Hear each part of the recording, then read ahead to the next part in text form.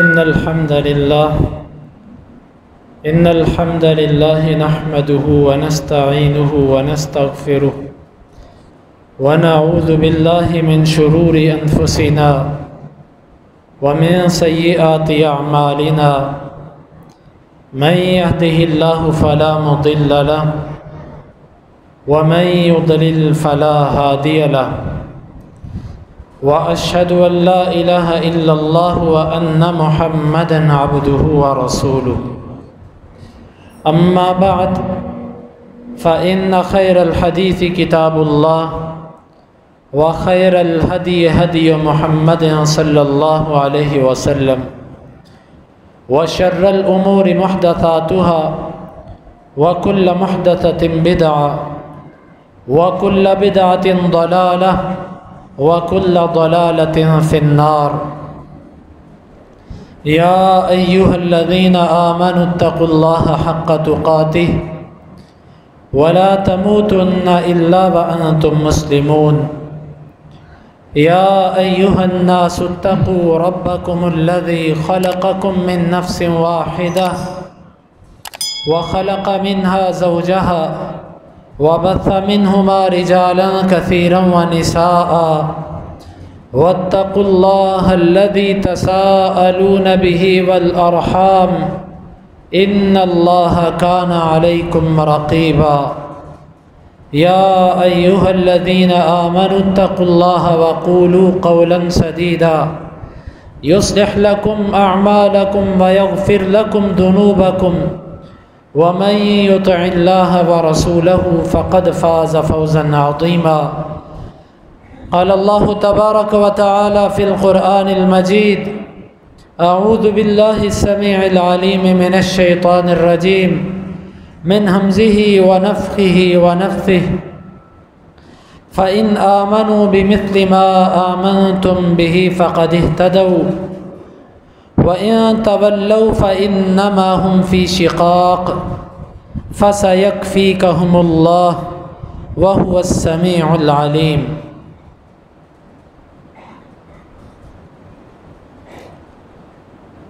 امیر المؤمنین خلیفۃ رسول اللہ صلی اللہ علیہ وسلم عمر بن خطاب، جن کا سلسلہ نسب رسول اکرم صلی اللہ علیہ وسلم سے 9ویں باب پر جا کر مل جاتا ہے۔ آپ کا نام عمر بن خطاب معروف ہے، یہ آپ رضی اللہ عنہ کا نام 9ویں نسب پر کعب بن لؤی پر یہ اللہ کے نبی صلی اللہ علیہ وسلم سے جا کر مل جاتے ہیں۔ اور آپ کی والدہ وہ معروف مشرکین کے جو سردار تھے ابو جہل، ایک قول کے مطابق ان کی بہن اور دوسرے قول کے مطابق ان کی چچا زاد بہن تھی۔ اس اعتبار سے ابو جہل عمر بن خطاب رضی اللہ عنہ کے ماموں تھے، یا سگے ماموں تھے یا کزن ہونے کی بنا پر والدہ کے بھائی تھے اور آپ کے ماموں تھے۔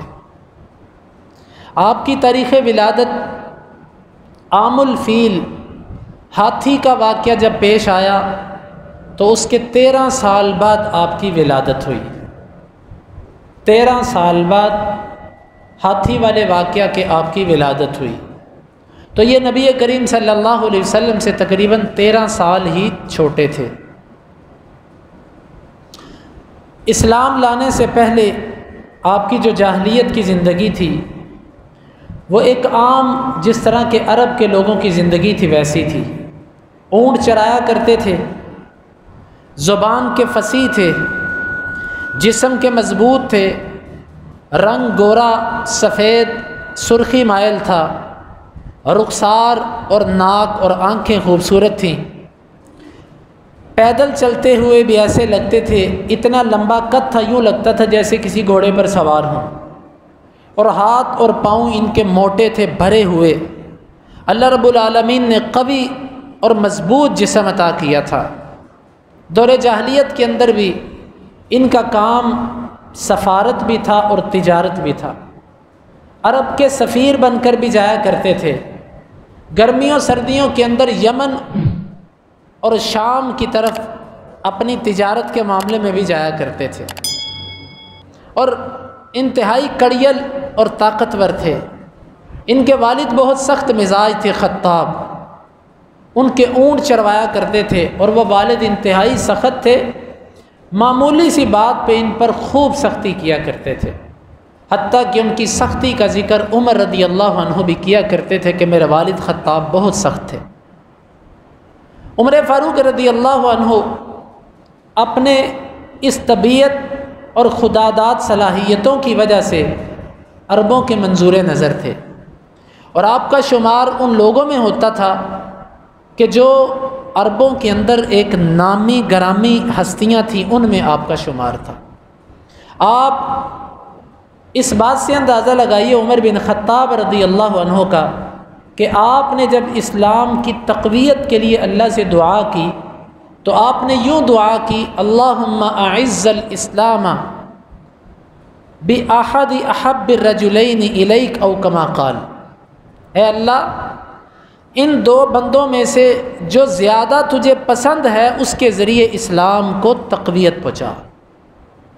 ایک ان میں عمر بن ہشام جس کو ابو جہل کہا جاتا ہے، اور دوسرے عمر بن خطاب تھے۔ تو اللہ رب العالمین نے نبی کریم صلی اللہ علیہ وسلم کی دعا کو قبول کیا، تو عمر بن خطاب رضی اللہ عنہ کو اللہ تعالیٰ نے اسلام کی توفیق دی۔ آپ اس بات سے اندازہ کیجئے کہ آپ کی نظر میں بھی پورے عرب کے اندر یہ دو مرکزی بندے تھے مکہ میں، تو آپ نے کہا اللہ ان میں سے جو تجھے زیادہ محبوب ہے، جس کی صفات اور خصائل تیرے ہاں اچھے ہیں، اللہ اس کو اپنے قریب کر دے، اسلام کو اس کے ذریعے عزت دے۔ اور اسلام لانے سے پہلے عمر مسلمانوں کے لیے اتنے سخت تھے کہ ان کی ایک لونڈی مسلمان ہوئی، اس کو یہ مارا کرتے تھے، اتنا مارتے تھے، بالآخر جب تھک جاتے تو اس کو یہ کہا کرتے تھے کہ میں نے تجھے تیرے اوپر ترس کھاتے ہوئے نہیں چھوڑا، بلکہ اس لیے چھوڑا ہے کہ تجھے مار مار کے میں تھک گیا ہوں۔ اتنے سخت تھے۔ پھر اللہ تعالیٰ نے ان کو اسلام کی توفیق دی۔ ان کے اسلام لانے کے بارے میں مختلف قسم کی روایات مشہور ہیں، سب کی سند کے اندر کچھ نہ کچھ کلام ہے۔ خیر بڑا مشہور واقعہ تو وہ یہی ہے کہ ایک دن جب حمزہ رضی اللہ عنہ مسلمان ہوئے تو انہوں نے ابو جہل جو ان کے ماموں تھے ان کو مارا، تو ان کو اس بات پہ غیرت آئی کہ یہ نبی کریم صلی اللہ علیہ وسلم کی وجہ سے ہم قریش کے اندر پھوٹ ڈل چکی ہے۔ یہ تلوار لے کر نکلے اور کہنے لگے کہ آج میں اس شخص کا خاتمہ کر دوں گا جس کی وجہ سے قریش کے اندر پھوٹ ڈل چکی ہے۔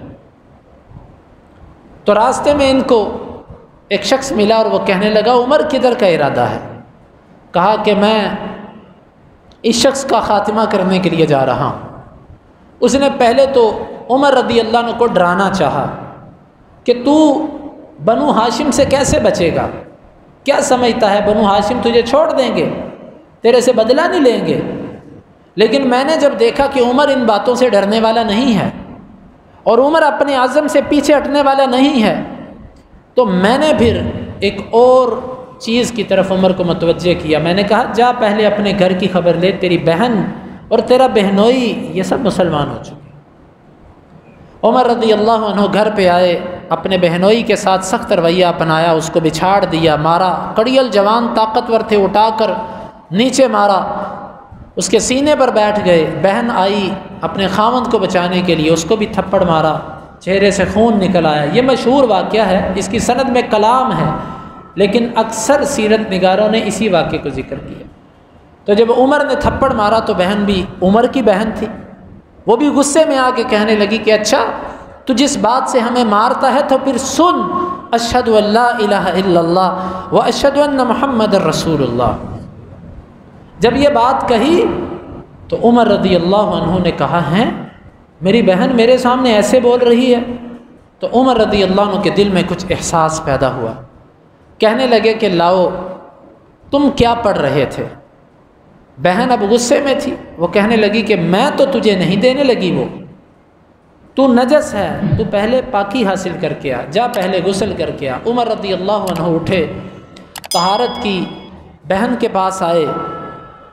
اتنے میں مصعب بن عمیر رضی اللہ عنہ چھپے ہوئے تھے گھر کے اندر، جو ان کو قرآن پڑھا رہے تھے، وہ بھی نکل آئے۔ جب دیکھا کہ عمر کے اندر یہ رقت اور نرمی، قرآن سورہ طٰہٰ کی آیات پڑھی، طٰہٰ ما انزلنا علیک القرآن لتشقی، یہ اتنی زبردست آیات جب یہ رکوع تلاوت کیا، عمر کی کیفیت بدلنا شروع ہو گئی۔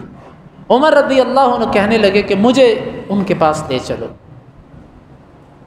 جب یقین ہو گیا کہ عمر واقعتاً ارادہ بدل چکے ہیں، تو عمر رضی اللہ عنہ کو لے گئے مصعب رضی اللہ عنہ، جہاں پر نبی کریم صلی اللہ علیہ وسلم تھے۔ وہاں پر جب لے کر گئے تو دروازے پہ دستک دی، دیکھا سوراخ سے صحابہ اکرام نے کہ عمر ڈر کے مارے اب کوئی دروازہ نہیں کھول رہا۔ سب کہنے لگے، حمزہ رضی اللہ عنہ جو بڑے بہادر تھے عرب کے اندر، پوچھا کیا بات ہے؟ کہا کہ عمر آ گئے۔ کہا کھول دو دروازہ، اگر وہ خیر کے ارادے سے آئے ہوں گے تو ہم ان کا استقبال کریں گے، اگر وہ کسی غلط ارادے سے آئے تو آج عمر ہمارے ہاتھوں سے قتل ہونا کچھ بعید نہیں ہے۔ دروازہ کھولا گیا، عمر رضی اللہ عنہ اندر داخل ہوئے، نبی کریم صلی اللہ علیہ وسلم کے سامنے جا کے کھڑے ہو گئے۔ آپ نے عمر کو یوں کپڑے سے پکڑا اور ہلایا۔ عمر رضی اللہ عنہ کہنے لگے، اللہ کے رسول میں مسلمان ہونے آیا ہوں۔ جب یہ بات آپ نے سنی تو آپ نے اللہ اکبر کا نعرہ لگایا۔ سارے صحابہ کرام نے بھی اللہ اکبر کا نعرہ لگایا، جس سے یہ گھر گونج اٹھا۔ عمر نے کلمہ پڑھا۔ عبداللہ بن مسعود رضی اللہ عنہ کہتے ہیں کہ جب عمر مسلمان ہوئے، اس دن سے مسلمانوں نے سر اٹھا کے عزت سے جینا شروع کر دیا۔ مصعب بن عمیر کہتے ہیں کہ اس سے پہلے جو ہم پہ ستم کرتا ہم اس سے بدلہ نہیں لے سکتے تھے، جب عمر مسلمان ہوئے پھر ہم برابر پر بدلہ لینا شروع ہو گئے۔ پھر مسلمان بڑی شان و شوکت کے ساتھ حرم کی طرف نکلے۔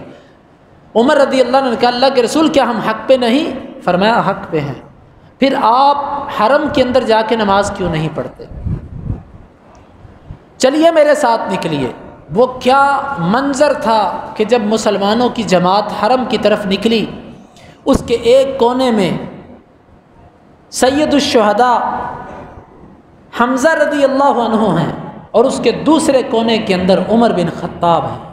جب یہ دونوں نکلے تو قریش ان کو دیکھ کر جل بھن گئے، اور ان کے پاس کوئی طریقہ نہیں تھا کہ جس طریقے سے وہ آج اپنا غصے کا نفاذ کر سکیں۔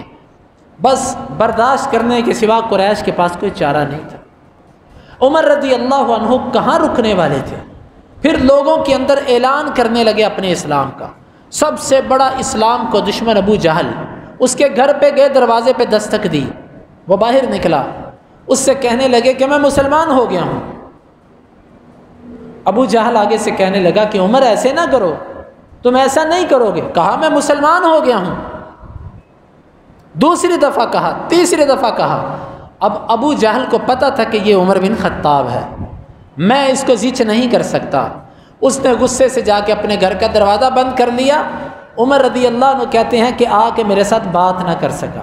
میں نے کہا کہ باہر نکل کے میرے سے بات کرو، لیکن اس نے دروازہ بند کرنے میں ہی اپنی عافیت سمجھی۔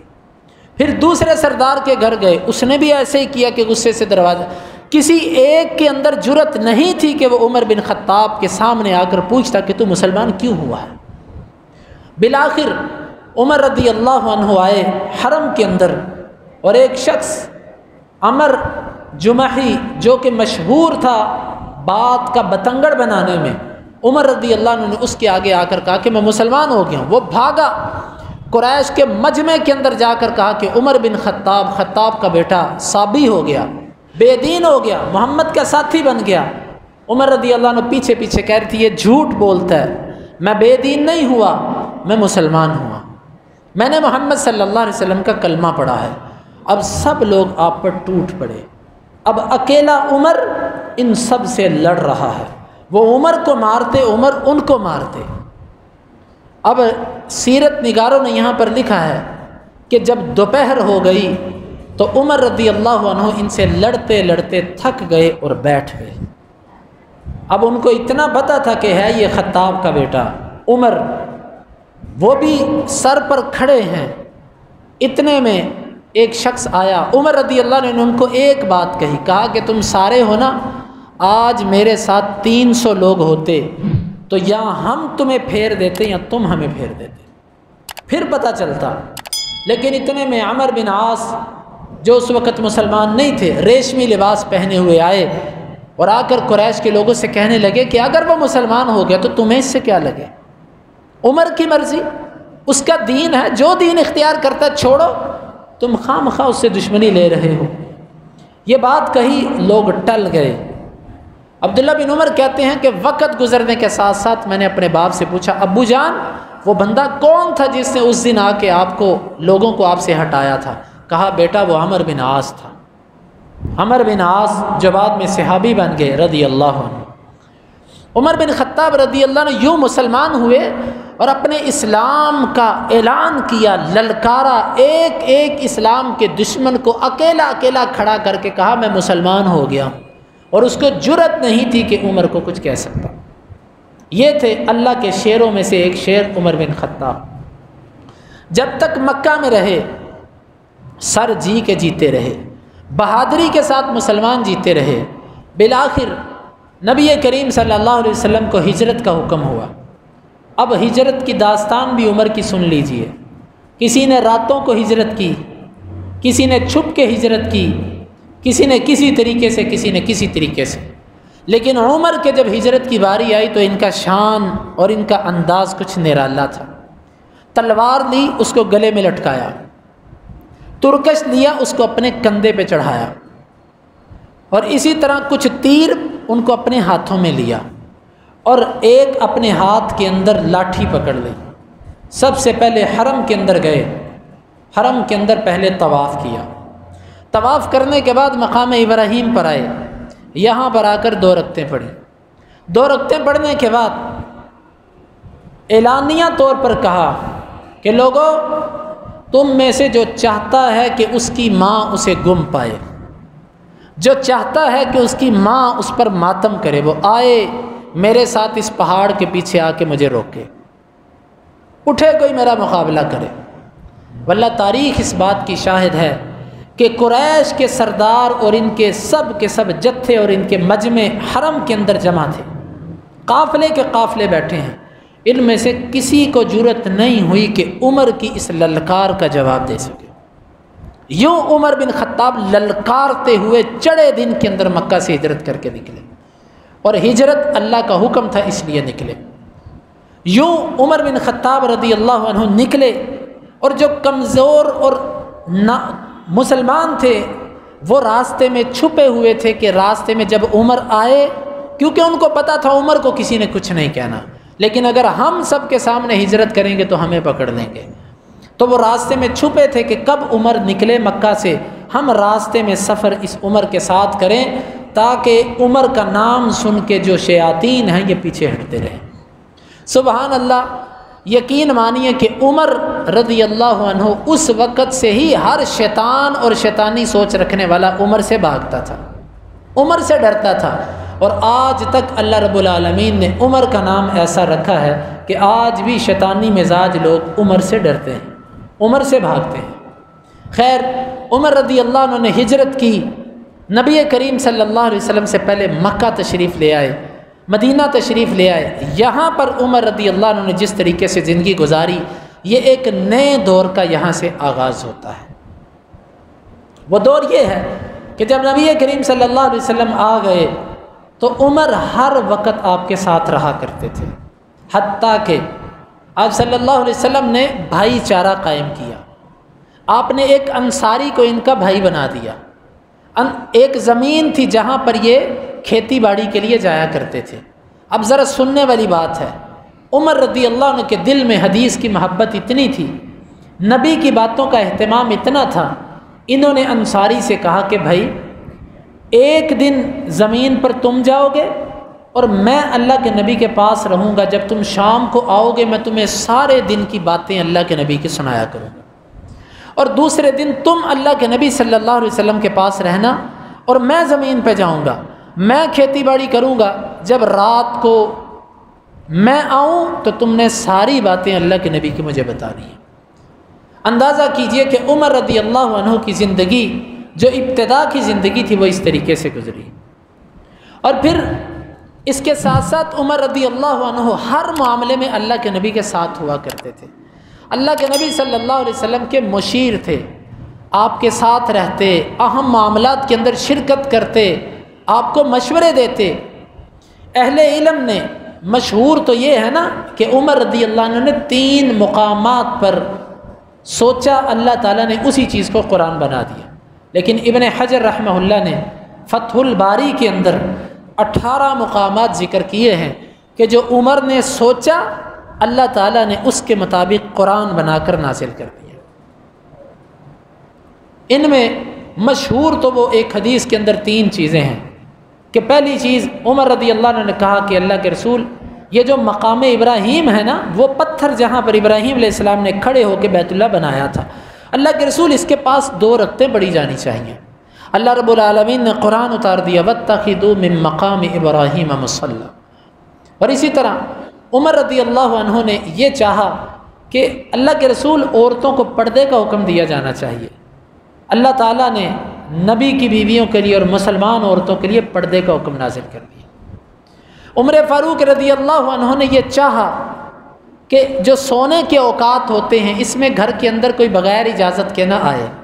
اللہ رب العالمین نے سورہ نور کی آیات اتار دی کہ 3 اوقات جو سونے کے ہوتے ہیں، ان میں کوئی غلام بھی کسی کے گھر میں بغیر اجازت کے نہیں جا سکتا۔ غلام گھروں میں بغیر اجازت کے چلے جایا کرتے تھے، لیکن ان اوقات کے اندر غلام کے لیے بھی پابندی کر دی گئی کہ تم نے بھی بغیر اجازت کے نہیں جانا۔ اور اسی طرح 18 کے قریب مقامات ہیں جہاں پر عمر نے اپنی رائے دی، عمر نے سوچا، عمر نے بات کی، اللہ رب العالمین نے اسی کے مطابق قرآن اتار دیا۔ حتیٰ کہ بدر کے قیدیوں کا جب معاملہ ہوا، نبی کریم صلی اللہ علیہ وسلم نے عمر کی بات کو نہ لیا، ابو بکر کی بات کو لیا، کیونکہ اس کی بات میں نرمی تھی۔ تو اگلے دن جب آپ آئے تو اللہ کے نبی بھی رو رہے ہیں، ابو بکر بھی رو رہے ہیں۔ عمر نے پوچھا، اللہ کے رسول کیوں رو رہے ہیں؟ مجھے وجہ بتائیے، رونے والی وجہ ہو تو میں بھی روؤں، اگر نہیں تو آپ کے رونے کی وجہ سے میں روؤں گا، مجھے بتائیے کیا وجہ ہے۔ آپ نے فرمایا کہ کل جو ماجرا ہوا نا، ہم نے جو قیدیوں سے فدیہ لینے کا فیصلہ کیا، اللہ رب العالمین کو وہ فیصلہ پسند نہیں تھا، اللہ کا عذاب اس درخت کے بھی قریب آ چکا تھا۔ عمر کہتے تھے کہ اللہ کے رسول ایسے نہیں، جس کا جو رشتہ دار ہے اس کے حوالے کرو، وہ اس کو قتل کرے۔ حتیٰ کہ جنگ بدر کے اندر ان مقامات پر عمر نے اپنے سکے ماموں عاص بن ہشام کو قتل کیا۔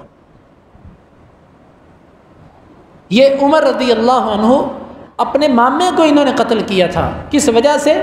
کیونکہ وہ کفر پر تھا۔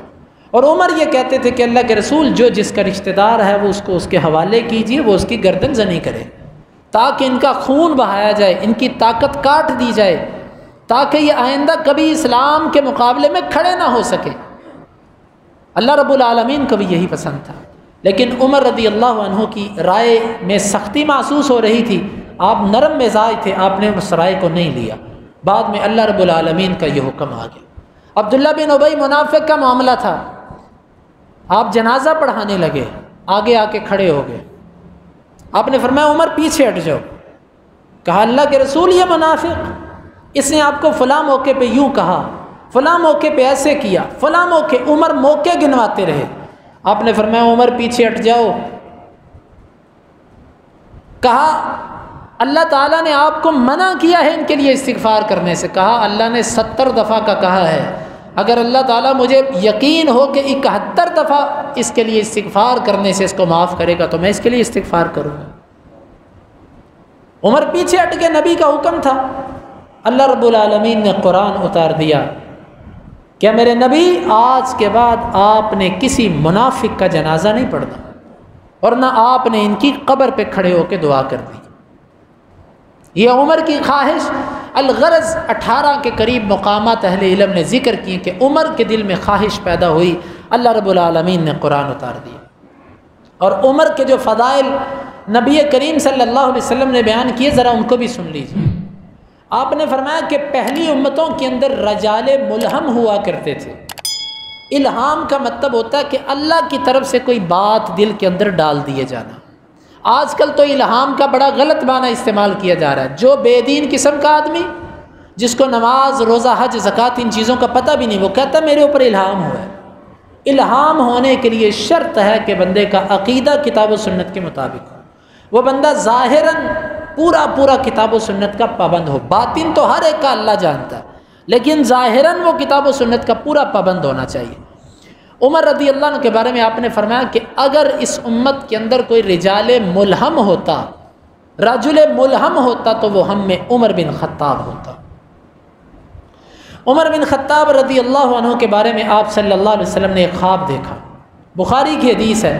آپ نے فرمایا کہ مجھے خواب کے اندر میں نے دیکھا کہ میں دودھ پی رہا ہوں، میں نے دودھ کو پیا، میں نے اتنا پیا حتیٰ کہ دودھ کی سیرابی کے اثرات میں نے اپنے ناخنوں تک محسوس کیے کہ وہ دودھ میرے ناخنوں تک آ چکا ہے۔ یہ کنایا ہوتا ہے کسی چیز سے پیٹ بھر جانے کا۔ تو میں نے جب دیکھا کہ میں بھر چکا ہوں، اس کے بعد میں نے وہ پیالہ دودھ کا عمر بن خطاب کو پکڑا دیا۔ صحابہ کرام نے کہا کہ اللہ کے رسول، آپ اس کی تعبیر کیا کرتے ہیں؟ آپ نے فرمایا کہ میں اس کی تعبیر علم سے کرتا ہوں، علم، کہ اللہ رب العالمین نے عمر کو جو کامل علم دیا وہ اور کسی کے نصیبے میں نہیں تھا۔ یہی وجہ تھی کہ جب آپ فوت ہوئے تو عبداللہ بن مسعود رضی اللہ عنہ نے آپ کے بارے میں کہا تھا، لقد ذہب 9 اعشار العلم، آج علم کے 10 حصوں میں سے 9 حصے دنیا سے چلے گئے۔ اہل بیت میں سے سب سے بڑے عالم اللہ کے نبی کے بعد علی المرتضیٰ رضی اللہ عنہ تھے، اور علی رضی اللہ عنہ کے بعد سب سے زیادہ اللہ کی کتاب اور احکام کو جاننے والے اہل بیت میں سے عبداللہ بن عباس تھے۔ لیکن علی المرتضیٰ کی کیفیت یہ تھی اپنی خلافت کے اندر کہ جب ان کو کوئی یہ کہہ دیتا کہ امیر المؤمنین عمر فاروق اس معاملے میں یہ فیصلہ کر چکے ہیں، ان کا یہ قول ہے، جیسے ہی عمر بن خطاب کا کوئی قول یا ان کا فیصلہ سامنے آتا تو عمر بن خطاب اسی قول پر فتویٰ دیا کرتے تھے، اسی کے مطابق فیصلہ کیا کرتے تھے۔ عمر رضی اللہ عنہ کو اللہ نے عجیب علم دیا تھا۔ تو ایک تو یہ دلیل، اور اسی طرح ایک حدیث کے اندر آتا ہے، آپ صلی اللہ علیہ وسلم نے فرمایا کہ میں نے خواب کے اندر دیکھا، میں نے خواب میں دیکھا کہ ایک کنواں ہے، اس کنویں سے پانی کا ڈول ہے، اس ڈول کو کھینچا جا رہا ہے۔ ابو بکر آئے، ابو بکر نے اس ڈول کو کھینچا، لیکن کھینچنے میں کچھ کمزوری تھی۔ پھر اس کے بعد عمر آئے، عمر نے اس ڈول کو ایسا کھینچا، ایسا زبردست کھینچا کہ اس سے پہلے ایسا ڈول سے پانی نہ نکلا تھا۔ صحابہ کرام نے اس کی تعبیر جب پوچھی تو اس سے مراد وہی تھا کہ خلافت کے اندر جس طریقے سے عمر فاروق رضی اللہ عنہ معاملات کو آگے لے کر گئے، ابو بکر صدیق رضی اللہ عنہ کی ایک تو بہت بڑی وجہ یہ تھی کہ ان کا عرصہ بہت تھوڑا تھا، 2 سے 2.25 سال کا زمانہ تھا ان کی خلافت کا، اور دوسری بڑی وجہ یہ تھی کہ وہ فتنہ ارتداد کی سرکوبی کے اندر لگ گئے، اسی کو کچلنے میں ان کا وقت گزر گیا۔ جب عمر رضی اللہ عنہ آئے تو ارتداد کا رستہ ہموار ہو چکا تھا، ارتداد کی گردن کٹ چکی تھی۔ پھر عمر رضی اللہ عنہ نے اس ڈول کو کھینچا، ایسا کھینچا کہ اللہ رب العالمین نے دنیا پر اسلام کو غالب کر دیا۔ اور ایک حدیث کے اندر یہ ہے کہ آپ نے فرمایا، یہ بھی صحیح حدیث ہے، کہ میں نے لوگوں کو دیکھا، خواب کے اندر مجھے لوگ پیش کیے گئے، لوگوں نے قمیضیں پہن رکھی تھی، کسی کی قمیض چھاتی تک ہے، کسی کی قمیض اس کے صدر کو ڈھانپ رہی ہے، کسی کی قمیض کتنی ہے۔ اچانک میں نے دیکھا کہ مجھے عمر بن خطاب خواب کے اندر پیش کیے گئے، اور میں نے دیکھا کہ عمر بن خطاب کی قمیض اتنی لمبی ہے کہ عمر اس کو گھسیٹتے چلے آ رہے ہیں۔ صحابہ نے اس کی تعبیر پوچھی، اللہ کے رسول اس کی تعبیر کیا ہے؟ آپ نے فرمایا کہ میں اس کی تعبیر دین سے کرتا ہوں، عمر سر سے لے کے پاؤں تک دین کے اندر ڈھکا ہوا ہے، عمر پر دین یوں غالب ہے کہ پورے کا پورا جسم عمر کا دین کے اندر ڈھکا ہوا ہے۔ اور آپ صلی اللہ علیہ وسلم نے عمر رضی اللہ عنہ کے فضائل کے اندر مختلف احادیث بیان فرمائی۔ ایک دفعہ آپ سے پوچھا کہ اللہ کے رسول آپ کو سب سے زیادہ محبوب کون ہے؟ آپ نے فرمایا عائشہ۔ پوچھا کہ نہیں اللہ کے رسول مردوں میں سے، فرمایا اس کا باپ۔ پوچھا کہ اس کے بعد کون؟ فرمایا اس کے بعد عمر، اس کے بعد عمر۔ اور نبی کریم صلی اللہ علیہ وسلم کی زبان مبارک سے اکثر یہ نکلا کرتا تھا، دخلت انا و ابو بکر و عمر، خرجت انا و ابو بکر و عمر، فعلت انا و ابو بکر و عمر۔ میں اور ابو بکر اور عمر داخل ہوئے، میں اور ابو بکر اور عمر نکلے، میں اور ابو بکر اور عمر نے ایسے کیا، میں اور ابو بکر اور عمر نے ایسے کیا۔ اللہ کے نبی کریم صلی اللہ علیہ وسلم کی زبان مبارک پہ ابو بکر اور عمر کا ہی نام گھما کرتا تھا۔ آپ صلی اللہ علیہ وسلم نے آپ دونوں کے بارے میں فرمایا، اقتدو باللذین من بعد ابی بکر و عمر، لوگوں میرے بعد دو شخصیات کی پیروی کرنا، ان کی اقتداء کرنا، ان میں سے ایک ابو بکر ہیں اور دوسرے عمر بن خطاب رضی اللہ عنہ ہیں۔ ایک دفعہ نبی کریم صلی اللہ علیہ وسلم کی مجلس کے اندر کچھ خواتین بیٹھی تھیں، وہ آپ سے اپنے کچھ تقاضے پیش کر رہی تھیں، اپنے خامدوں کی شکایات کر رہی تھیں۔ نبی کریم صلی اللہ علیہ وسلم کی نرم مزاجی کی وجہ سے ان کی آوازیں کچھ بلند ہو رہی تھیں، آپ ان کی باتیں سنتے جا رہے تھے۔ اچانک دروازے پہ دستک ہوئی اور یہ عورتیں اٹھ کر بھاگ گئیں۔ آپ نے فرمایا کہ اندر آنے کی اجازت دو۔ یہ اندر آنے والے کون ہیں؟ یہ عمر بن خطاب ہیں۔ آپ صلی اللہ علیہ وسلم نے دیکھا عمر ہے، آپ ہنستے جا رہے ہیں، مسکراتے جا رہے ہیں۔ عمر نے کہا میرے ماں باپ آپ پر قربان ہوں، میرے اللہ کے پیارے حضور، اللہ کے نبی، آپ کیوں مسکرا رہے ہیں؟ آپ نے فرمایا عمر مجھے ہنسی آ رہی ہے کہ انصار کی عورتیں، یہ عورتیں میرے پاس بیٹھی تھیں، یہ اپنے خامدوں کی شکایات کر رہی تھیں اور ان کی آوازیں بلند ہو رہی تھیں۔ جب انہوں نے تیری آواز سنی تو اٹھ کے بھاگ گئیں اور پردے کے پیچھے چلی گئیں۔ میں اس وجہ سے ہنس رہا ہوں۔ آگے سے عمر رضی اللہ عنہ اس بات پہ فخر نہیں کیا کہ دیکھو میرا کتنا روب ہے، میرا کتنا دبدبہ ہے، عورتیں میرے سے ڈرتی، بلکہ غصے میں آ گئے اور عورتوں سے کہنے لگو اپنی جان کی دشمنوں، تم میرے سے، اللہ کے نبی سے زیادہ میرے سے ڈرتی ہے، تمہیں اللہ کے نبی کا خیال نہیں؟ آگے سے عورتیں کہنے لگیں کہ اللہ کے نبی نرم مزاج ہیں اور تم سخت مزاج ہو، ہم اس لیے تم سے ڈرتی ہیں۔ عمر فاروق رضی اللہ عنہ کو اس موقع پر اللہ کے نبی نے کہا او ہو عمر، او عمر، تو جس گلی سے چلتا ہے تجھے دیکھ کر شیطان بھی رستہ بدل لیتا ہے۔ یہ میرے نبی کی زبان مبارک سے یہ کلمہ نکلا اور میں نے اپنے ان آنکھوں سے دیکھی ہے یہ تحریر ایک رافضی کی، صحابہ کرام کے دشمن کی۔ وہ کہہ رہا تھا کہ حرم کے اندر مختلف دروازے ہیں، ان دروازوں کے نام ہیں، ان دروازوں میں سے ایک دروازہ ہے جس کا نام ہے باب عمر، جو اللہ کے گھر پہ گیا ہے اس کو پتہ ہے۔ تو وہ کہہ رہا تھا کہ باب عمر سے تم نے داخل نہیں ہونا۔ تو کسی عرب عالم نے بڑا اچھا تبصرہ کیا، اس نے کہا رحمک اللہ عمر یفر منک الشیطان حیا و میتا، اے عمر تجھ پہ اللہ رحم کرے، جب تو زندہ تھا تب بھی شیطان تیرے سے بھاگتا تھا، جب تو فوت ہو گیا تب بھی شیطان تیرے سے بھاگتا۔ اور یہ حقیقت ہے۔ میرے ایک دوست ہیں، عالم دین ہیں، وہ کہتے ہیں کہ میرے گھر کے پاس سے جلوس نکلنا تھا تو میرے پاس جلوس روکنے کا کوئی طریقہ نہیں تھا کیونکہ ان کو سرکاری طور پہ پرمٹ جاری ہو چکا تھا۔ میں نے صرف ایک کام کیا، میں نے اندازہ لگا لیا کہ جلوس کی شمع کتنی اونچی ہوتی ہے، میں نے اس کے مطابق کوئی 20 سے 25 فٹ کی اونچائی پر میں نے اوپر بڑا سا عمر بن خطاب کا نام لکھ کے بینر لگا دیا روڈ کے سینٹر کے اندر، تاکہ گزرنے والے کے لیے وہ رکاوٹ بھی نہ بنے، اور اگر یہ گزریں تو بینر کے نیچے سے گزریں۔ بس اللہ نے اس کے ذہن میں یہ بات ڈالی۔ وہ کہتا ہے کہ جب وہ رستے میں آئے تو وہاں پر رک گیا جلوس ان کا کہ ہم یہاں سے نیچے سے نہیں گزریں گے، وہاں سے واپس ہو کے دوسرا رستہ اختیار کیا، ہمارے رستے کو چھوڑ گئے۔ یہ گجرا والے کا واقعہ ہے اور یہ سچا واقعہ ہے۔ بہرحال عمر رضی اللہ عنہ کو اللہ کے نبی نے کہا تھا عمر شیطان تیرے سے بھاگتا ہے، تو جس گلی میں چلتا ہے وہاں سے شیطان بھاگ جاتا ہے۔ اور عمر رضی اللہ عنہ کے بارے میں اللہ کے نبی نے کہا تھا ان الحق یجری علی لسان عمر، حق اللہ عمر کی زبان پر جاری کرتا ہے۔ اور بعض دفعہ عمر رضی اللہ عنہ کے رائے اور مشورے کو آپ بڑا پسند کیا کرتے تھے۔ ایک دفعہ آپ نے کہا کہ ابو ہریرہ لوگوں میں جا کے اعلان کر دو کہ جو لا الہ الا اللہ کہے اس کو بشارت دے دو جنت کی۔ ابو ہریرہ اعلان کر رہے ہیں، راستے میں عمر بن خطاب مل گئے۔ عمر بن خطاب رضی اللہ عنہ نے ابو ہریرہ کو غصے سے ایسے سینے پر ایسے تھپڑ مارا، اور جوان کڑیل بہادر تھے۔ ابو ہریرہ کہتے ہیں فخررت لستی، میں اپنی پیٹھ کے بل زمین پر گرا اور میں روتا ہوا اللہ کے نبی کے پاس آیا۔ آپ نے فرمایا کیا ہوا؟ میں نے کہا اللہ کے رسول عمر نے مجھے مارا ہے۔ جب یہ میں نے بات کی تو میرے پیچھے پیچھے ہی عمر تھے، عمر بھی آ گئے۔ میں نے اللہ کے نبی نے پوچھا عمر کیا بات ہے؟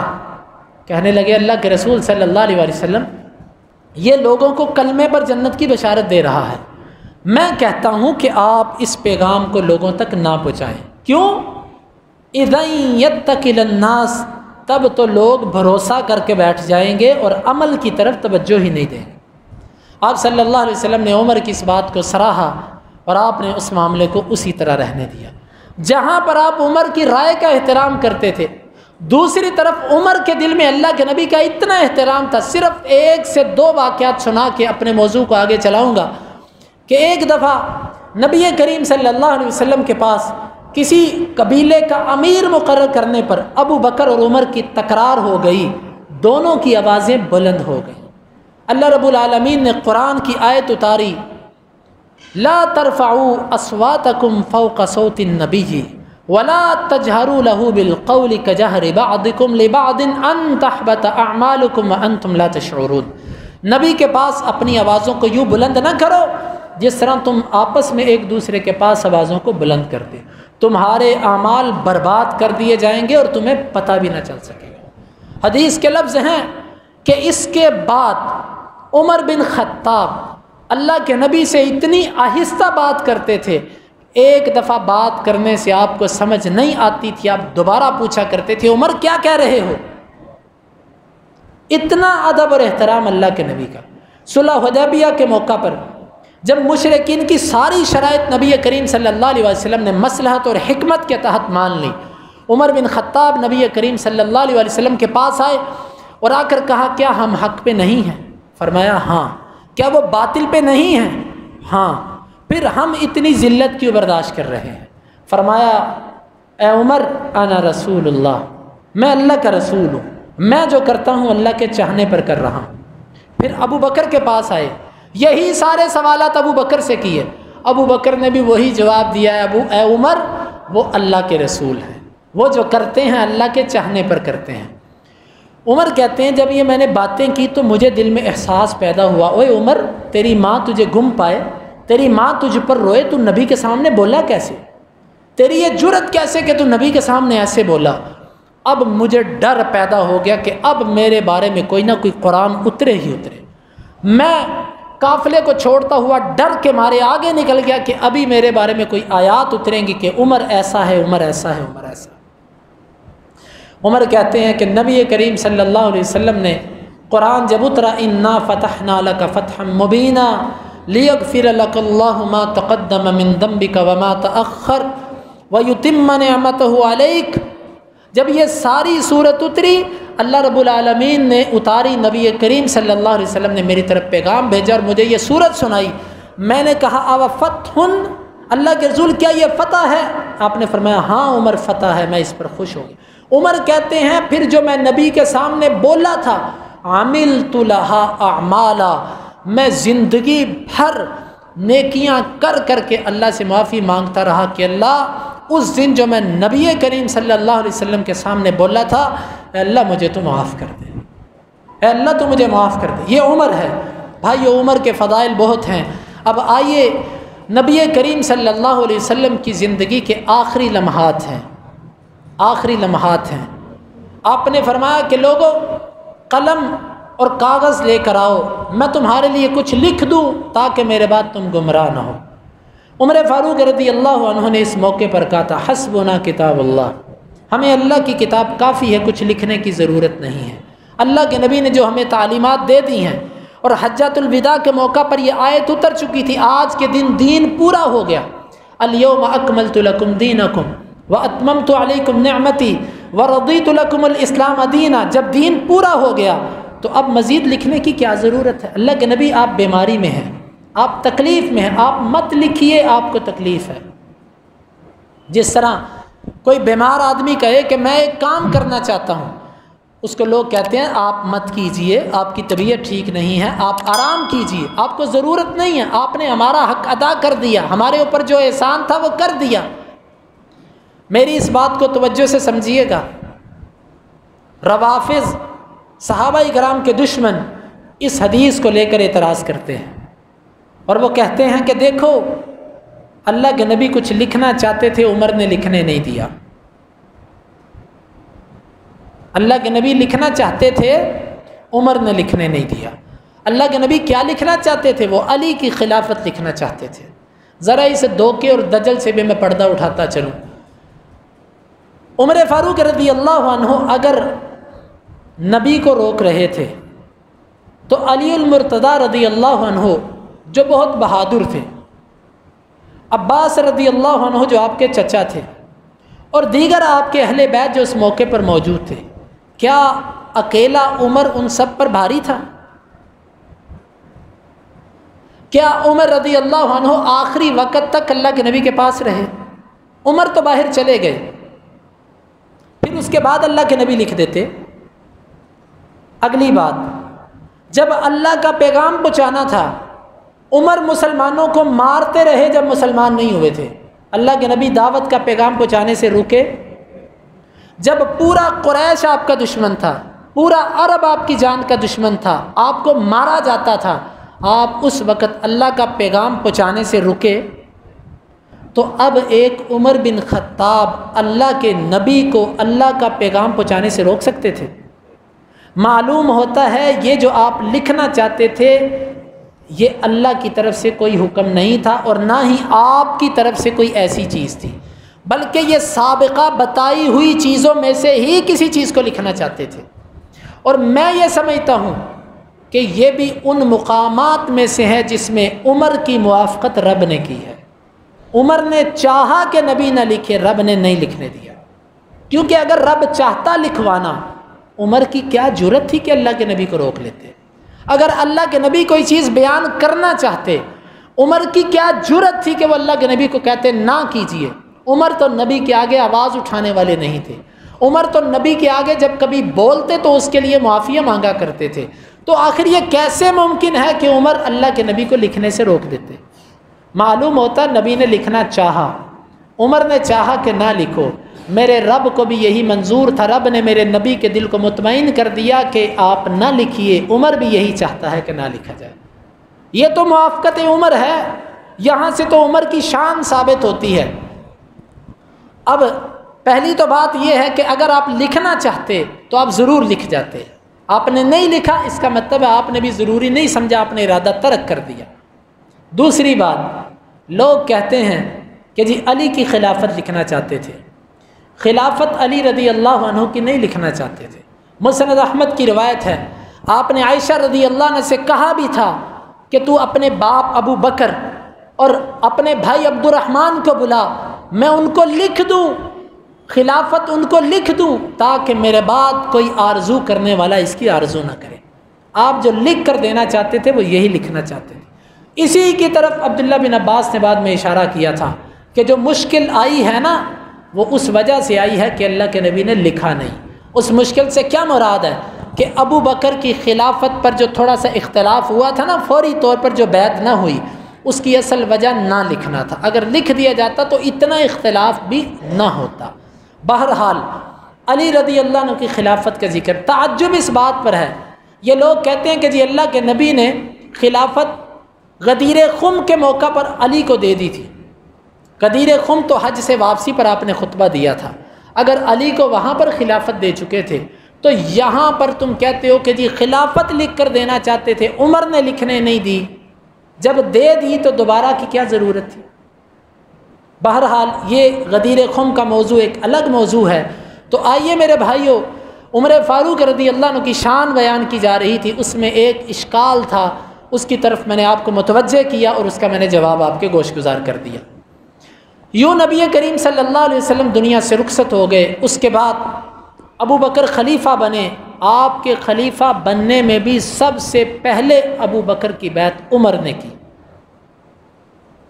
وقت کم ہے، میں آپ کو پورا سقیفہ بنی ساعدہ کا واقعہ نہیں سنا سکتا، عمر رضی اللہ عنہ جلدی سے اٹھے، ابو بکر کے ہاتھ پہ بیعت کی، ہاتھ پہ ہاتھ رکھا، اتنے میں سب لوگوں نے بیعت کر دی۔ پھر خلافت کے اندر ابو بکر کی خلافت میں مشیر خاص رہے۔ اہم ترین کام جو ابو بکر کے دور میں ہوئے اس میں عمر رضی اللہ عنہ کا مشورہ ہوتا تھا۔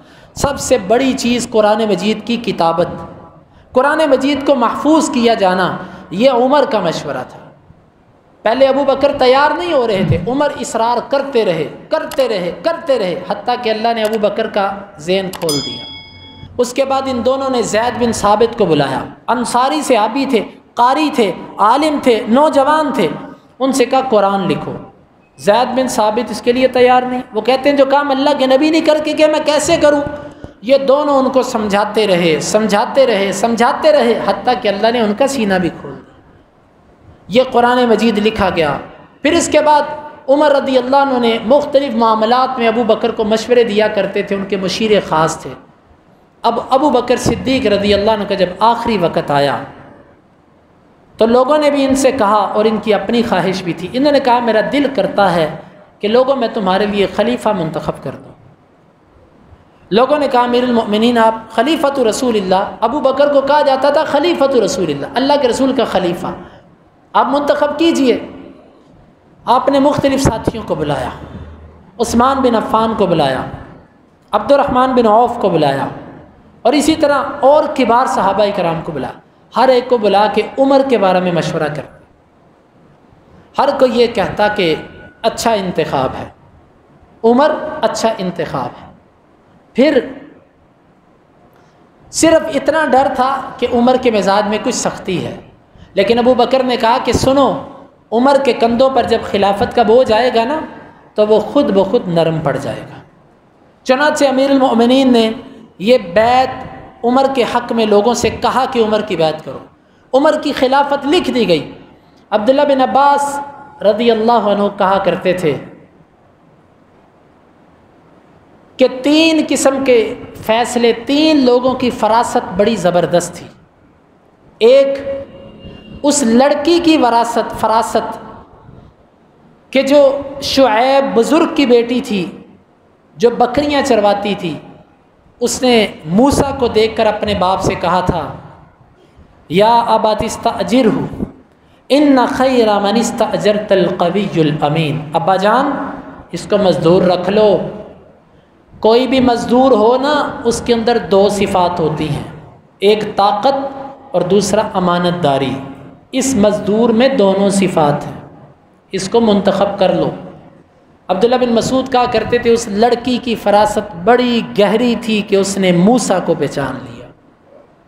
اور دوسرا عزیز مصر کی فراست کہ اس نے یوسف کو منڈی سے خریدا اور لے جا کر اپنی بیوی سے کہنے لگا اکرمی مثواہ عسیٰ ان ینفعنا او نتخذہ ولدا، اس کا ٹھکانہ عزت والا بنا، امید ہے کہ یہ ہمیں نفع دے یا ہم اس کو اپنا بیٹا ہی بنا لیں۔ وہ کہتے ہیں عزیز مصر کی فراست بھی بڑی گہری تھی کہ وہ یوسف علیہ السلام کو پہچان گیا۔ اور تیسرا وہ کہا کرتے تھے کہ ابو بکر کی فراست عمر کے بارے میں کہ وہ عمر کو بھانپ گیا اور ایسا خلیفہ امت مسلمہ کو دے کر گیا کہ جس نے پوری دنیا کے اندر اسلام کو غالب کر دیا۔ ان 3 لوگوں کی فراست کمال کی تھی۔ عمر رضی اللہ عنہ خلیفہ بنائے گئے، خلیفہ منتخب ہوئے۔ اب یہاں پر مختصر اختصار کے ساتھ میں ان کی زندگی کے کچھ لمحات کو بیان کر دیتا ہوں۔ آپ نے اپنی خلافت کے اندر کون سے اہم کام کیے؟ سب سے پہلا شورائی نظام، آپ نے ایک شورا منتخب کی۔ اس شورا کے اندر کیا ہوا کرتا تھا؟ کبار صحابہ کرام تھے، اور آپ نے خلیفہ بنتے ہی یہ اعلان کیا کوئی انصار اور مہاجری کبار صحابہ کرام میں سے مکہ سے مدینہ سے باہر نہیں جا سکتا۔ آپ کی یہ بصیرت تھی، آپ کی یہ حکمت تھی۔ کیوں؟ کہ یہ جو اللہ کے نبی کے تربیت یافتہ ساتھی ہیں، مجھے ان سے مشاورت کرنی ہے، مجھے خلافت کے مختلف معاملات پر ان سے مشورے لینے ہیں، ان سے کچھ فیصلے کروانے ہیں۔ چنانچہ آپ 3 قسم کی پرے پنچایت لگایا کرتے تھے۔ ایک جمعہ کے جمعے عامت الناس سے مشورہ کیا کرتے تھے، جس میں بدوی، شہری، ہر قسم کے لوگ شامل ہوتے تھے۔ دوسرے قسم کے وہ لوگ تھے جس میں انصار و مہاجرین ہوا کرتے تھے، کبار انصار اور مہاجرین، اور تیسری مجلس آپ کی خاص مجلس تھی جس میں کبار مہاجرین ہی شامل تھے، آپ ان سے معاملہ کیا کرتے تھے، مشورہ۔ شورا کے معاملے میں آپ انتہائی محتاط ہوا کرتے تھے، کسی مسئلے کی سمجھ نہ آتی تو شورا کے سامنے رکھتے، کوئی معاملہ ہوتا تو شورا کو پیش کرتے۔ شورائی نظام عمر رضی اللہ عنہ کا بہت مضبوط تھا جو انہوں نے امت کو ایک نظام دیا۔ اس کے بعد دوسرا نظام آپ نے جو بڑا منظم کیا وہ بیت المال کا نظام تھا۔ بیت المال میں سے عورتوں کے وظیفے، بچوں کے وظیفے، بیواؤں کے وظیفے، بزرگوں کے وظیفے، فوجیوں کے وظیفے، امراء کے وظیفے، قراء کے وظیفے، علماء کے ہر ایک کا وظیفہ اس کی حیثیت کے بقدر طے کیا، حتیٰ کہ جب وظیفے طے کرنے کی باری آئی اپنے بیٹے عمر بن خطاب کا وظیفہ نبی کے نواسوں کے وظیفوں سے کم رکھا، بہت کم رکھا، کہا کہ وہ تو ہم عمر ہیں تو وظیفہ برابر کر دیتے، کہا نہیں، وہ نبی کو تیری بنسبت زیادہ محبوب ہے، اس لیے ان کا وظیفہ زیادہ رکھا ہے، اہل بیت کے وظیفے زیادہ رکھے، ان کو اعزاز اور اکرام زیادہ دیا، ہر ایک کا وظیفہ۔ آج اگر کفر کے ملکوں کے اندر یہ نظام قائم ہے کہ وہ اپنی رعایا کو ماہانہ وظیفہ دیتے ہیں جب تک وہ کھڑے نہیں ہو سکتے، آپ اس کے بارے میں جا کر دیکھیں کہ انہوں نے اس قانون کا نام عمری لا، یعنی عمری قانون اس کا نام رکھا ہے کہ یہ عمر کا بنایا ہوا قانون ہے۔ عمر خطاب رضی اللہ عنہ نے اس کے ساتھ ساتھ جو انتہائی عجیب اور زبردست کارنامے سر انجام دیے، ان میں سے ایک عدل تھا۔ عدل ایسا قائم کیا، امیر اور غریب، حاکم اور محکوم، عالم اور جاہل، چھوٹے اور بڑے، بادشاہ اور غیر، ہر ایک کے اندر برابری قائم کر دی۔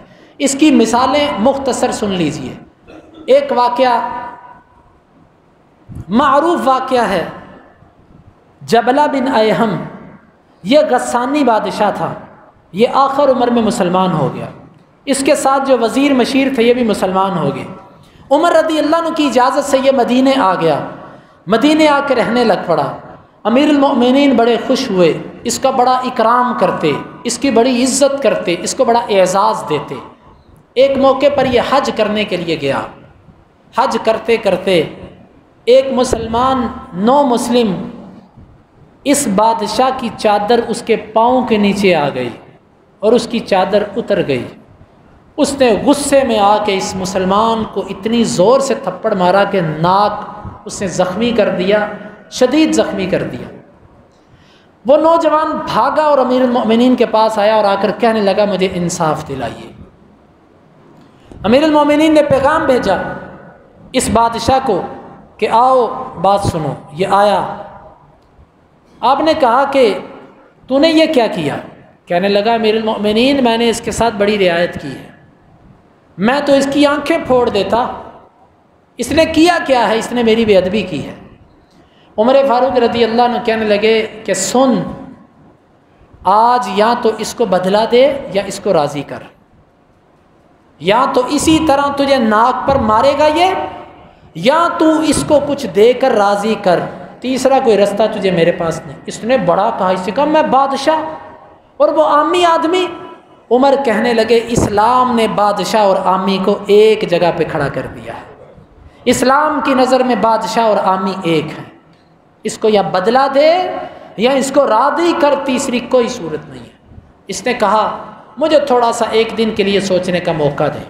آپ نے فرمایا جا تجھے سوچنے کا موقع دیا۔ اس کی قسمت بدبخت کی بری کہ یہ راتوں رات بھاگا اور قسطنطینیہ آ گیا اور یہاں پر آ کر عیسائی ہو گیا، مرتد ہو گیا۔ پھر اس نے بعد میں اشعار لکھے، ان اشعار کے اندر اپنے کیے پر ندامت کا اظہار کیا کہ میں نے غلط کیا، کاش کہ میں ایسا کرتا جیسے عمر کہہ رہے تھے۔ لیکن اس نے اسلام کے نظام کو سلیوٹ کیا کہ کیا نظام ہے کہ جس میں ایک بادشاہ کی بھی باز پرس ہوتی ہے، جس میں بادشاہ بھی آزاد نہیں ہے، وہ بھی جواب دہ ہے۔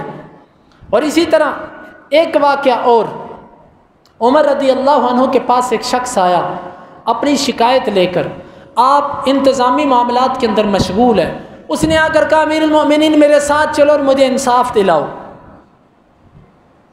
غصہ آ گیا، کہ جب میں تمہارے گلی محلوں میں آ کے چکر لگاتا ہوں، میں کہتا ہوں لوگوں مجھے اپنے مسئلے بتاؤ، اس وقت تو بولا نہیں۔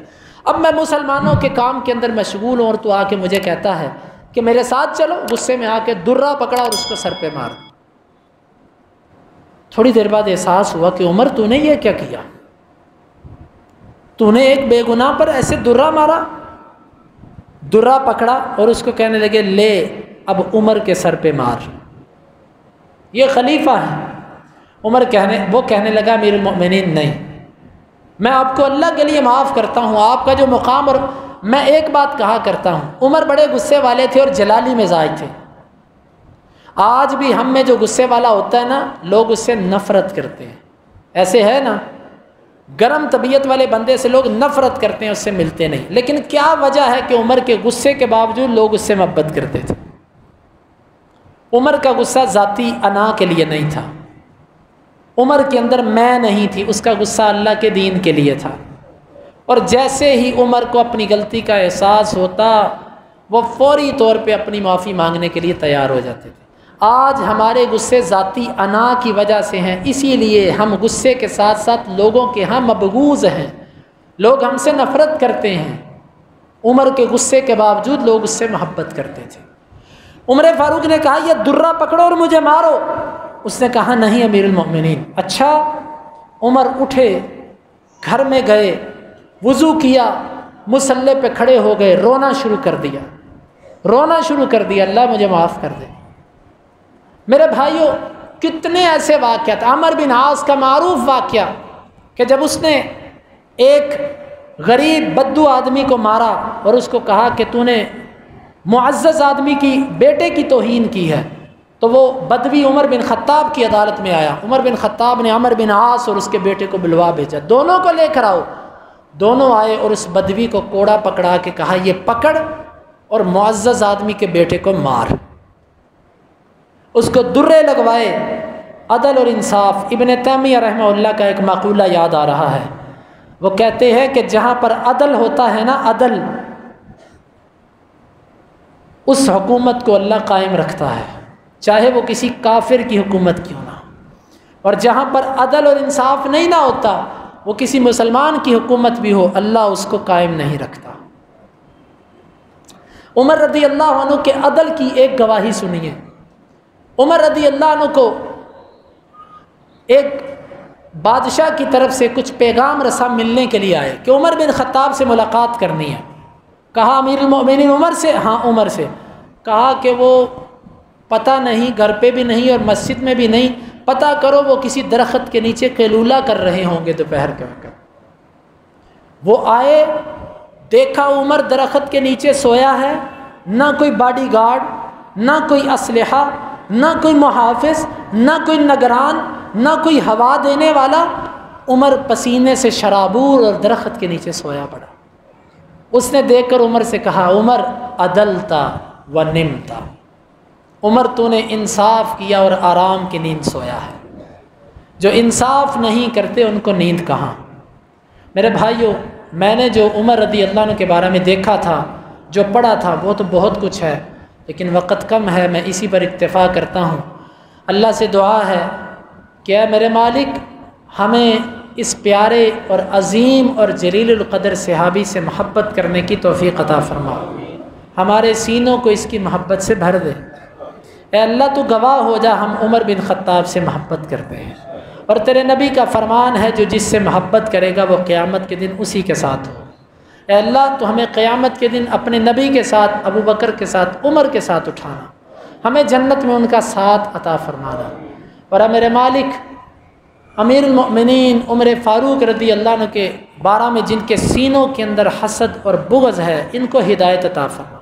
اگر ان کے لیے ہدایت نہیں تو اللہ ان کو ذلیل و رسوا کر دے، ان کو نیست و نابود کر دے، ان کو تباہ و برباد کر دے، ذلت اور رسوائی دنیا اور آخرت میں ان کے ماتھے کا جھومر بنا دے، تاکہ یہ ذلت کی زندگی جئیں اور ذلت کی زندگی مریں۔ اے میرے رب، جو اس مرد درویش عمر بن خطاب کی توہین کرے، اللہ ہم دعا کرتے ہیں اس پر ایسا عذاب مسلط کر کے وہ رہتی دنیا کے لیے نمونہ عبرت بن جائے۔ اللہ تعالیٰ سے دعا ہے، اللہ تعالیٰ ہمیں ان باتوں کو سمجھنے کی اور عمل کی توفیق عطا فرمائے۔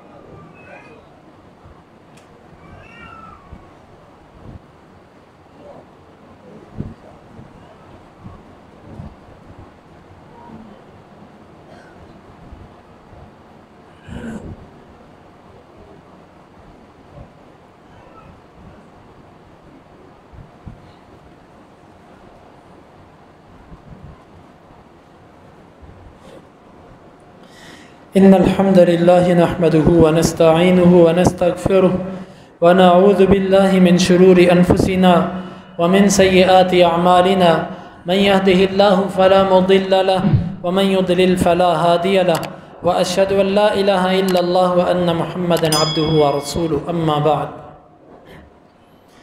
آپ رضی اللہ عنہ نے اپنی وفات سے کچھ دن پہلے ایک خواب دیکھا کہ ایک مرغا ہے، اس نے مجھے 2 ٹھونکے لگائے ہیں۔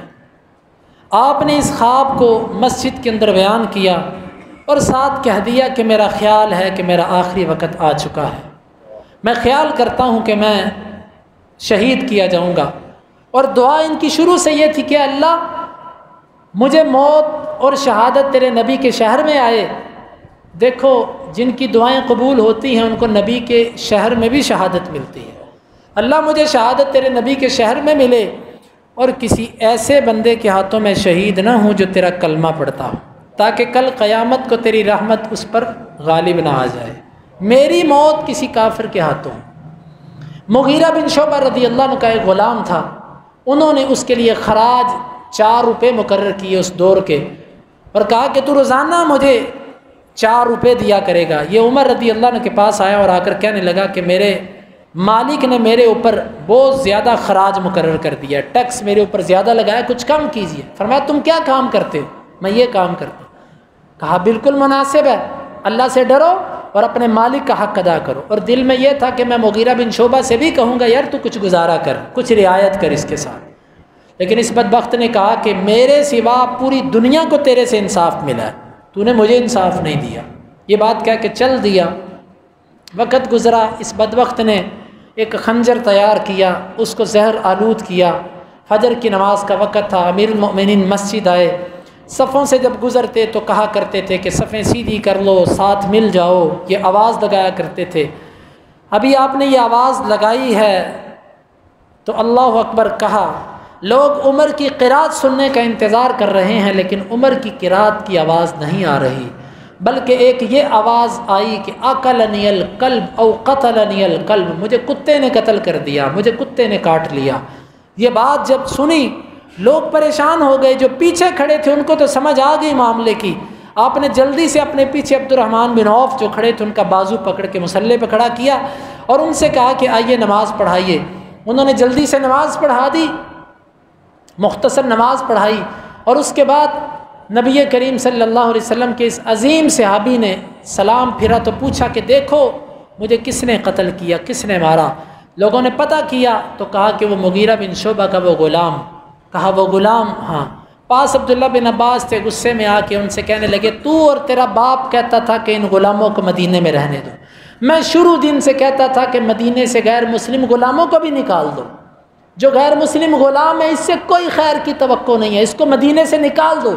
تو اور تیرا باپ کہتا تھا کہ نہ نکالو، کیونکہ تم دونوں کے غلام زیادہ تھے اور تمہاری تجارت ہی ان غلاموں سے ہوا کرتی تھی۔ عبداللہ بن عباس کہنے لگے امیر المؤمنین اب ہم ان سب کو قتل کر دیتے ہیں۔ فرمایا اب تم کیسے قتل کرو گے جب وہ تمہاری زبان سیکھ چکے، تمہارے قبلے کی طرف منہ کر کے نمازیں پڑھ چکے، اب تم ان کو کس منہ سے قتل کرتے ہو؟ اب رہنے دو۔ گھر پہ لایا گیا اور اس ابو لؤلؤ فیروز مجوسی لعنت اللہ علیہ لعنتاً کثیرہ، اس نے عمر فاروق رضی اللہ عنہ کے ساتھ اور صحابہ کرام کو بھی شہید کیا۔ جب ایک صحابی نے اس کے اوپر کمبل پھینک کر اس کو پکڑ لیا، اس نے جب سمجھا کہ میں پکڑا گیا تو اس نے اپنی گردن کاٹ لی اور خود اپنے ہاتھوں سے اپنے آپ کو جہنم کا کتا بنا لیا، جہنم واصل کر دیا خود اپنے ہاتھوں سے۔ تو امیر المؤمنین کو گھر پہ لایا گیا، نبیذ دی گئی، وہ زخموں سے باہر نکل گئی، دودھ دیا گیا، وہ باہر نکل گیا۔ لوگوں کو یقین ہو گیا کہ اب عمر بچنے والے نہیں ہیں۔ کہا گیا کہ کوئی وصیت کر دیجئے۔ فرمایا 6 بندے میرے بعد، ان میں سے کسی ایک کو تم خلیفہ منتخب کر لو۔ 6 بندوں کی رکنی کمیٹی بنا گئے کہ ان میں سے کوئی ایک بندہ اپنا خلیفہ بنا لو۔ یہ وہ بندے ہیں کہ اللہ کے رسول جب گئے تو ان سے خوب راضی تھے۔ امیر المؤمنین پریشان ہیں، یہاں پر آپ کو مختلف حدیثیں اور مختلف دلاسے اور تسلیاں دی گئیں۔ اسی اثنا میں ایک نوجوان آیا، اس نوجوان نے آ کے عمر رضی اللہ عنہ کو بشارت دیا، عمر تجھے بشارت ہو، تو ان لوگوں میں شامل ہے جو شروع کے اندر اسلام لائے، تو ان لوگوں میں شامل ہے جن کی وجہ سے اسلام کو تقویت ملی، تو نے ہجرت کی سب سے پہلے، تو ان لوگوں میں شامل ہے جن سے نبی راضی رہے، پھر تو خلیفہ بنا، پھر تو شہادت کی موت اللہ نے تجھے دی، تو خوش قسمت ہے۔ یہ خوشخبریاں دے کر یہ نوجوان جب پھرا تو اس کی شلوار ٹخنوں سے نیچے لٹک رہی تھی۔ عمر رضی اللہ عنہ آخری سانسوں پر ہیں، اس کو بلایا اور کہا یا ابن اخی ارفع ازارک، اے میرے بھتیجے اپنی اس چادر کو اوپر کر لے، اپنے ٹخنوں سے اپنی چادر کو اوپر کر لے، آخری وقت میں بھی۔ پھر عائشہ رضی اللہ عنہ کو پیغام بھیجا کہ جاؤ ان سے کہو کہ عمر کہتے ہیں کہ مجھے اگر آپ اجازت دیں تو اپنے 2 ساتھیوں کے ساتھ دفن ہونے کی اجازت دے دیں، اور امیر المؤمنین نہ کہنا، کیونکہ آج کے بعد میں امیر المؤمنین نہیں رہا۔ عائشہ رضی اللہ عنہ کے پاس گئے، وہ رو رہی تھی، غم سے نڈھال تھیں، جا کر کہا کہ امیر المؤمنین آپ کو سلام کہہ رہے ہیں، اور وہ کہہ رہے ہیں کہ مجھے یہاں پر اپنے ساتھیوں کے ساتھ دفن ہونے کے لیے جگہ دو۔ عائشہ رضی اللہ عنہ کہنے لگی کہ میں نے یہ جگہ اپنے لیے سوچی تھی، لیکن آج میں امیر المؤمنین کو اپنے پر ترجیح دیتی ہوں۔ چنانچہ اجازت دے دی، اور عمر رضی اللہ عنہ نے پھر کہا کہ لوگوں جب میں فوت ہو جاؤں تو میرے بعد تم نے پھر عائشہ رضی اللہ عنہ سے پوچھنا، ممکن ہے اس نے میری حیا کی وجہ سے ہاں کر دی ہو، جب میں فوت ہو جاؤں پھر پوچھنا، وہ اجازت دیں تو مجھے وہاں پہ دفن کرنا۔ لے جایا گیا، پوچھا گیا، انہوں نے اجازت دی۔ یوں آپ کا جنازہ صہیب رومی رضی اللہ عنہ جو آپ کے ساتھی تھے، پرانے ساتھی، انہوں نے آپ کی نماز جنازہ پڑھائی، آپ کو یوں دفن کیا گیا۔ میں نے آپ کی شہادت کے واقعے کو انتہائی اختصار کے ساتھ بیان کیا۔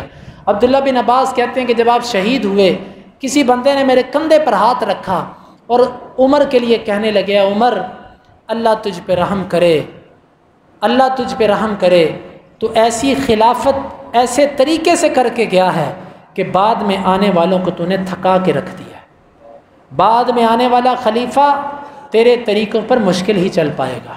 تو نے اتنی سختی کی اپنے آپ پہ، اتنی سختی سے تو نے اسلام کو چلایا کہ بعد میں آنے والوں کے لیے تو نے بڑی تھکاوٹ کھڑی کر دی۔ اور کہنے لگے کہ عمر کہ روئے زمین پر کوئی ایسا بندہ باقی نہیں رہا جس کو دیکھ کر میں یہ حسرت کرتا کاش کہ میرے اعمال اس جیسے ہوتے۔ وہ ایک تو ہی تھا جس کو دیکھ کے مجھے حسرت ہوا کرتی تھی۔ عبداللہ بن عباس کہتے ہیں میں نے پیچھے مڑ کے دیکھا یہ کون ہے، میں نے پیچھے مڑ کے دیکھا تو یہ علی بن ابی طالب علی المرتضیٰ نبی کریم صلی اللہ علیہ وسلم کے داماد تھے۔ بہرحال آپ کی اہل بیت کے ساتھ محبت، نبی کی بیویوں کے ساتھ محبت، کبار انصار اور مہاجرین کے ساتھ آپ کی محبت، لوگوں کے ساتھ غرباء فقراء کے ساتھ آپ کی شفقت، وہ رہتی دنیا تک ایک ضرب المثل بن چکی ہے۔ اللہ رب العالمین سے دعا ہے کہ اللہ تعالی ہمیں ان کے نقش قدم پہ چلائے، اور جہاں پر اللہ تعالیٰ کے نبی کریم صلی اللہ علیہ وسلم کے یہ عظیم ساتھی لیٹے ہیں، اللہ تعالیٰ ان پر کروڑوں رحمتیں نازل فرمائے۔ یہ ایک تو اعلان ہے کہ آئندہ خطبہ جمعۃ المبارک پروفیسر عتیق اللہ عمر صاحب ارشاد فرمائیں گے حفظہ اللہ، اور دوسرا یہ ایک سوال ہے کہ حدیث ہے کہ لو کان بعدی نبی لکان عمر۔ جامع ترمذی کی یہ روایت ہے، اس کی سند کیسی ہے؟ یہ صحیح ہے کہ ضعیف ہے؟ دیکھیں اس پر محدثین کی کافی اختلاف ہے۔ کچھ روات پر اہل علم نے کلام کیا جس کی بنا پر بعض اہل علم نے اس روایت کو ضعیف کہا ہے، لیکن بہت سارے محدثین نے اس روایت کو صحیح کہا ہے، اور جس راوی پر جرح ہے اس کے بارے میں محدثین نے کافی اس کی توثیق بھی ملتی ہے۔ بہرحال دونوں طرف محدثین کی آراء ہیں، اس کو ضعیف کہنے والے بھی موجود ہیں اور اس کو صحیح کہنے والے بھی موجود ہیں۔ میں واللہ عالم بالصواب یہ سمجھتا ہوں کہ اس روایت کو اگر صحیح کہہ لیا جائے تو اس روایت کو کوئی فرق نہیں پڑتا، کیونکہ اس میں لفظ ہے اگر میرے بعد کوئی نبی ہوتا، اگر، تو جب آیا ہی نہیں آپ کے بعد کوئی نبی تو اس روایت پر اعتراض بنتا ہی نہیں۔ اگر میرے بعد کوئی نبی ہوتا تو عمر ہوتا۔ اگر ہم دیگر احادیث کو دیکھیں تو آپ نے ایسی فضیلتیں عمر کی بیان کی ہیں کہ جس میں صریح اشارہ اس بات کی طرف تھا کہ میرے بعد عمر، میرے بعد عمر، جس طرح کہ آپ نے کئی حدیثیں سنی ہیں۔ ان ساری حدیثوں کو اگر سامنے رکھیں تو اس حدیث کے اوپر کوئی ایسا اعتراض نہیں آتا۔ اس لیے اب تک میرے علم کے مطابق تو یہ روایت حسن درجے کی بنتی ہے، باقی جن اہل علم نے اس کو ضعیف کہا اس طرف بھی محدثین کی ایک جماعت ہے۔ بہرحال آپ کا میلان جس طرف ہو آپ اس پر رہیے۔ اللہ رب العالمین سے دعا ہے، اے اللہ جتنے بیمار اور پریشان ہیں ان کی پریشانیوں کو دور فرما، جتنے مقروض ہیں ان کے قرضوں کو اتار دے۔ اے میرے مالک امت مسلمہ کی مدد فرما، اے یا رب العالمین اسلام کا بول بالا فرما، اے میرے مالک پوری دنیا کے اندر اسلام کو غالب کر دے۔ اے میرے مالک ہمارے پڑوسی ملک کے اندر جو ہمارے بھائی ہیں ان کو صحیح کتاب و سنت کے مطابق شریعت نافذ کرنے کی توفیق عطا فرما۔ اللہ ہمارے حکمرانوں کو بھی توفیق دے یہ کتاب و سنت کو نافذ کر دیں۔ پوری دنیا کے مسلمان ملکوں کے حکمرانوں کو توفیق دے وہ کتاب و سنت نافذ کر دیں۔ اے اللہ امت مسلمہ کو رہنما عطا فرما، ان کو لیڈر عطا فرما، ان کی اصلاح فرما۔ اے اللہ ہمیں فرقہ واریت سے بچا، ہمارے دلوں کو جوڑ دے۔ اے میرے مالک ہمیں اسلام کے لیے جینے کی توفیق عطا فرما اور اسلام پر مرنے کی توفیق عطا فرما، ایمان کی زندگی اور ایمان کی موت عطا فرما۔ اللہم انفعنا بما علمتنا وعلمنا ما ينفعنا وزدنا علما وآخر دعوانا ان الحمد للہ رب العالمین۔